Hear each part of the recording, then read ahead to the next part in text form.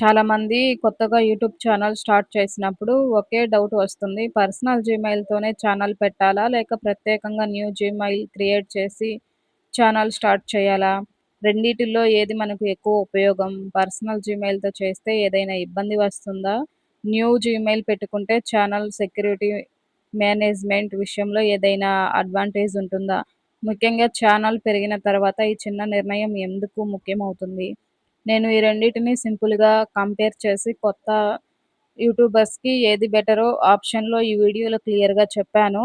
మీరు కూడా కొత్తగా ఛానల్ స్టార్ట్ చేయబోతుంటే లేక చేసినా కూడా ఈ వీడియో చూసే ముందు మీ జీమెయిల్ విషయంలో ఒకసారి ఆలోచించి పూర్తి వివరాలు లాంగ్ వీడియోలో ఉన్నాయి.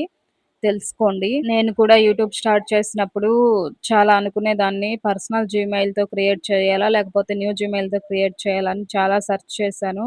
మీకు ఏది ఉపయోగపడుతుందో చెప్పాను చూడండి.